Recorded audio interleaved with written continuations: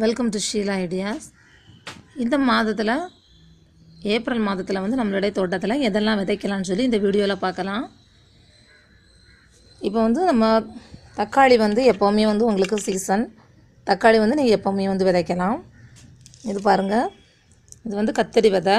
கத்தரியும் கூட நீங்கள் வந்து இந்த மாதத்தில் வந்து புதுசாக வந்து விதைக்கணும் அப்படின்னு நினைக்கிறவங்களுக்கு வந்து கத்திரி விதையும் நீங்கள் வந்து போடலாம். இப்போ வந்து விதை போட்ட உடனே நீங்கள் வந்து வெயிலில் வைக்காமல் கொஞ்சம் நாற்று நல்லா வளர்ந்த பிறகு நீங்கள் வெயிலில் வைக்கலாம். இது வந்து பாகற்காய் விதையும் கூட நீங்கள் இந்த மாதத்தில் வந்து போடலாம். இது வந்து அகத்திக்கீரை, கீரைகளில் வந்து அகத்திக்கீரை, முருங்கை, அதில் வந்து புதுசாக விதைக்கிறவங்க இந்த மாதத்தில் வந்து விதைக்கலாம். இது வந்து சீனி அவரை, கொத்தவரங்காய் அப்படின்னு சொல்லுவோம், அதுவும் கூட நீங்கள் இந்த மாதத்தில் வந்து விதைக்கலாம். கீரைகள் வந்து ரொம்ப சீக்கிரமாக வளரக்கூடிய தண்டுக்கீரை அதெல்லாம் வந்து இந்த டைமில் வந்து நீங்கள் போட்டிங்கன்னா ரொம்ப கொஞ்சம் கவனமாக இருந்தால் தான் அது வளரும். ஏன்னா தண்டு வந்து மெல்லிசாக இருக்கக்கூடிய வந்து சீக்கிரமே மாடி போயிடும். அதில் கொஞ்சம் நிழலான இடத்துல வளர்க்க முடியும் அப்படிங்கிறவங்க அந்த மாதிரி கீரைகளை கூட இந்த மாதத்தில் வந்து வளர்க்கலாம்.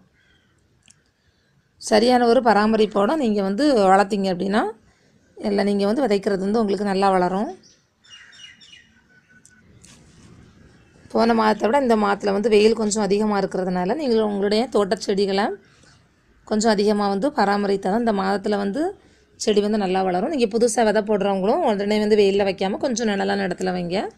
நீங்கள் வைக்கிற செடி வந்து உங்களுக்கு நல்லா தழைச்சி வந்து வேர் பிடிச்ச பிறகு கொஞ்சம் வெயிலில் வைங்க. வெயிலில் வைக்கும்போது கூட கொஞ்ச நாள் வந்து கொஞ்சம் மறைவான வெயில் இருக்கிற இடத்துல வைங்க. அதுக்கு பிறகு வந்து கொஞ்சம் நேரடியான வெயிலில் கொண்டு வைக்கலாம். அப்போ தான் நீங்கள் வச்சுருக்கிற செடி வந்து உங்களுக்கு வந்து வாடாமல் நல்லா வளர்கிறதுக்கு இருக்கும். Thank you viewers. இந்த வீடியோ உங்களுக்கு பிடிச்சிருந்துன்னா சப்ஸ்கிரைப் பண்ணுங்கள்.